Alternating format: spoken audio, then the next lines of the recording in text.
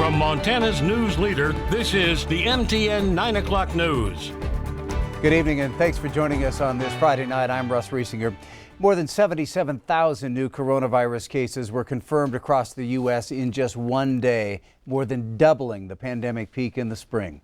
Texas, California, and Florida account for more than half of those single-day new cases. CBS News correspondent Danya Bacchus reports from Los Angeles. As COVID-19 spreads through the Sun Belt, Florida announced more than 100 deaths for the fourth day in a row and confirmed more than 11,000 new cases. Testing has been going through the roof in the state of Florida. Governor Ron DeSantis attributed some of the spike in cases to more testing and says Florida's hospitals overall are not reaching their limits. We have capacity. We have the ability to care for people. But infectious disease specialist Dr. Eileen Marty warns Miami-Dade is nearing a tipping point with ICUs full in 8 of the county's 25 hospitals. Hoping against hope that people are getting the message that they're changing their behavior. If we don't see that by Monday, Tuesday, then yeah, it's possible that we may have to enact further measures. Miami Beach announced an 8 p.m. curfew for South Beach, while Broward County is imposing an 11 p.m. curfew and limiting gatherings to 10 people. And one Central Florida sheriff is reporting parties apparently aimed at spreading infection. In Texas, where the death toll reached another one-day high Friday, San Antonio began moving in refrigerated trucks to store the bodies of the dead. Here in California, where COVID-19 cases are surging, many small businesses are struggling with the second round of shutdowns now in effect. Some are trying to find new ways to stay afloat. The beauty industry is dying right now. A number of hair salons are asking the state for permission to work outdoors. And California's governor says schools that don't meet the newly unveiled guidelines for in-person reopening will have to begin the year with distance learning. Danya Bacchus, CBS News, Los Angeles. New York Governor Andrew Cuomo says New York City, which has flattened its curve, will enter phase 4 of its reopening on Monday, including schools and low-risk outdoor activities, but not indoor dining, malls, movies, or museums. Well, the state of Montana reporting 2 more deaths today, the latest at a Billings long-term care facility.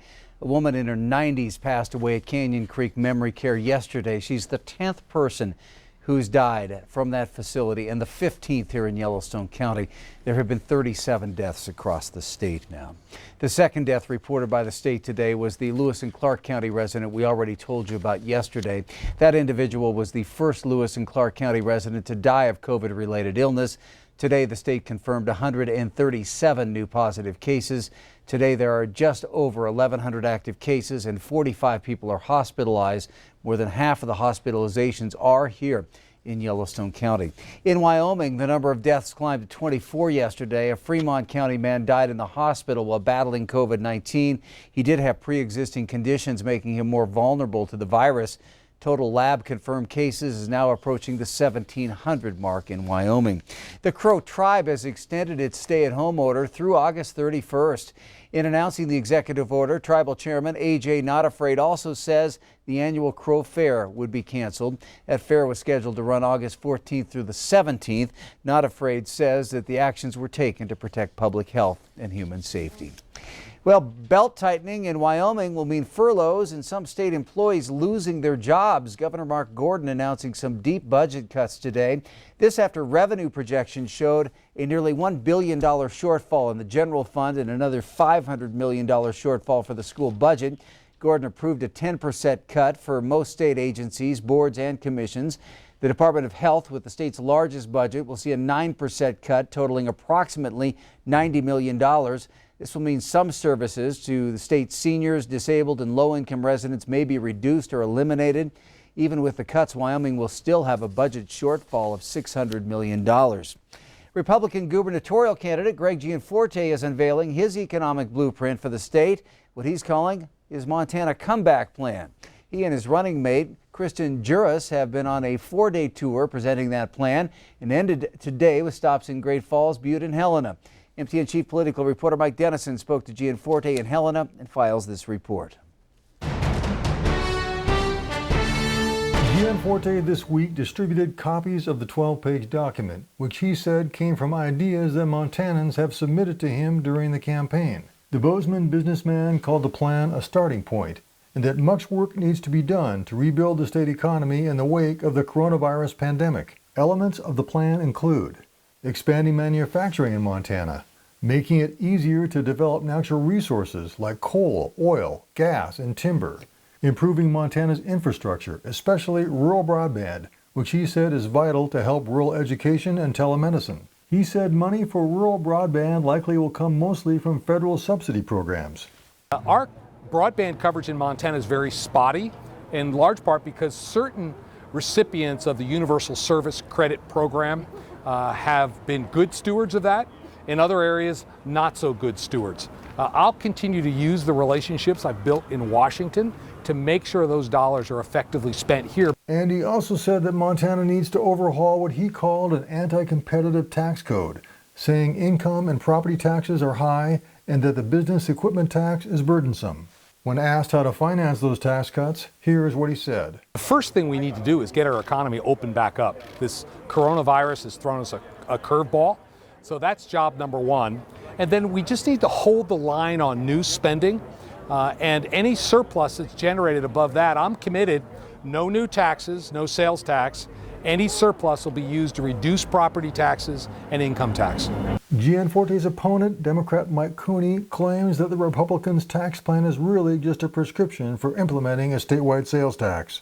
Reporting from Helena, Mike Dennison, MTN News. Gianforte said his plan would be a departure from policies in place during 6 years of Democratic governors. Well, 200 wildfire personnel from multiple federal, state, and local agencies are continuing to work on containing the Niebuhr fire near Worland, Wyoming.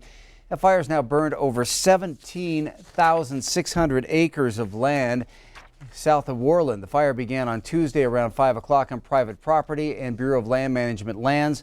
The fire was less active yesterday, but the ongoing warming and drying trends remain a concern for firefighters. The Niebuhr fire is threatening critical sage grouse habitats and other active grazing permit areas. The fire is now 30% contained and the cause of the fire remains unknown. Well, if you've looked to the sky over the last several days, you may have noticed large air tankers and single-engine air tankers flying in and out of Billings. They have been sporting that fire south of Worland. On Wednesday, the state of Montana mandated the wearing of face masks in counties with 4 or more COVID-19 cases to help reduce the spread of the virus, an action that has been both applauded and condemned. MTN's John Riley has more on the science behind using a face covering to prevent the spread of disease. The CDC, Montana Department of Public Health and Human Services, and every major hospital in Montana has called upon people to wear masks to reduce the spread of COVID-19, even before the governor's mandate. This week, President Trump was seen wearing a mask, and the First Lady has called upon Americans to wear masks. Nothing's foolproof, but what we're doing is putting another prevention measure in to decrease the spread of this disease. The most current data indicates COVID is most commonly transferred through respiratory droplets. Masks work as a barrier, and every time we cough, sneeze, but even speaking, the mask helps keep droplets from going as far. I decided to put that to a test. First, I placed a candle about 2 feet away and breathed normally, which caused the flame to flicker. While wearing a cloth mask, I couldn't get the flame to move, even when blowing at it. I also used some window cleaner to simulate a cough or sneeze onto a piece of paper. No mask, the paper got wet. With a mask, it was dry. I even tried it with a knitted mask and a bandana a few inches away, which showed they help capture the droplets. Dr. Holzman says we now know COVID-infected people can have a high virus load even when not showing symptoms. Viruses are incredibly small, but they have trouble surviving outside a host, and masks help catch them. We can make a difference. We really can. And I know there's a lot of political debate and there's a lot of things that I'm probably not going to convince a person one way or the other. We have known ways that we can do something about it right now and could decrease the amount of suffering that's happening in our country for people who are getting this, to the deaths, to the suffering that's happening to the economy. Well, there are some people, such as those with severe asthma, who can't wear a face covering. Health experts say that's all the more reason for others to wear a mask to help protect them. Well, the world is in the midst of the coronavirus pandemic. It's sometimes important to look back through the history books and see what, if anything, can be learned from past pandemics. That took us to the 1918 Spanish flu pandemic, which, like COVID, hit people all over the world, including right here in Montana. MTN's John Amy has the story. It seems like difficult times during this coronavirus pandemic, but Butte has been through this before. More than 100 years ago, Butte, along with the rest of the world, was dealing with the First World War as well as the Spanish flu pandemic. Difficult times indeed.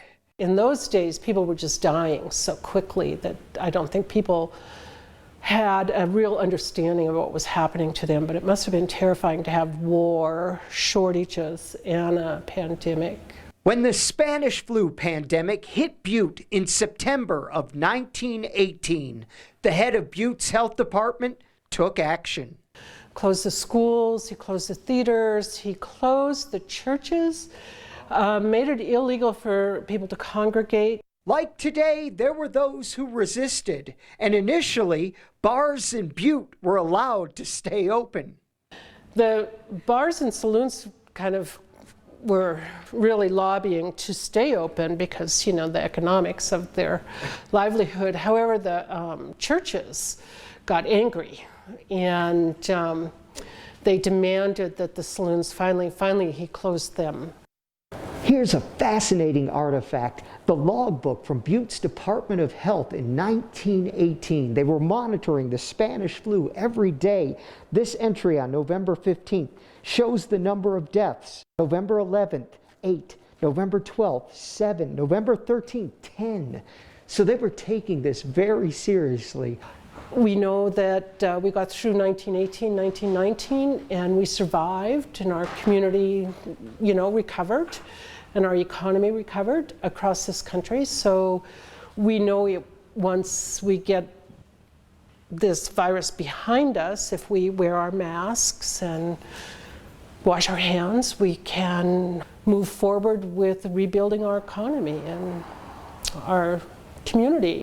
In Butte, John Amy, MTN News. Interesting story. Still to come on the MTN 9 o'clock news. The Big Sky State Games kick off in the Magic City tonight, and a summer favorite is still a go for tomorrow. We'll tell you about how Brews and Barbecue plan to make that happen. But first, Bob's in next with your full 7-day forecast.